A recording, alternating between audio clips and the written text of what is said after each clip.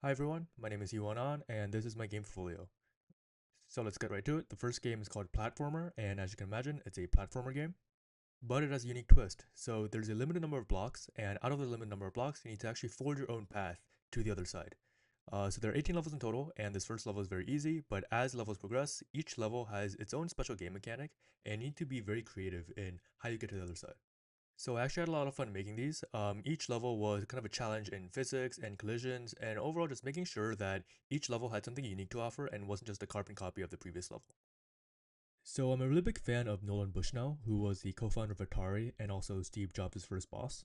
Bushnell's law states that games that are easy to learn but difficult to master are very satisfying, and I really wanted to capture that with this game. The core mechanic is extremely simple, but there's just a probability explosion of fun outcomes. Alright, so the second game is called Rooms, and it's a very different kind of game. So I describe it as kind of a Zelda-like RPG. So you can control this little blue character and then you go through a series of rooms and each room has a unique puzzle that you need to solve to get to the next room. As you can probably tell by now, I'm a really big fan of puzzles and kind of stage-based games. And the really fun thing about making this game was that each level, each room is based on a unique matrix. So everything you see here is based on a matrix or a 2D array. So all the black blocks, the gray blocks, the red blocks, even the magenta blocks that you can talk to, they're all values in an array that you can kind of render just in real time. So that's really cool. If I were given some time to just work on this game alone, then I think I would just add more of a storyline, kind of similar to that first Zelda game, which I'm a really big fan of.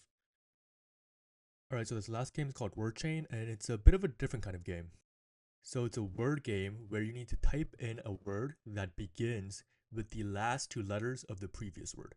So as you can see here, so if the last two letters of the previous word were GE, then you need to type in a word that starts with GE. So this was based on an actual real life game that I used to play with my friends, and I decided to make it into a game. And so it actually ends up being pretty fun because it's somewhat intellectual, it requires a very large vocabulary, and it's very difficult to master. It's a very simple concept, but as you play with smarter and smarter friends, it's very difficult to come up with the next word and the next word and the next word.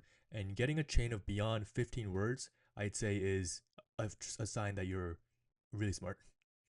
All right, thank you so much for your time, and you can find all of these at my website.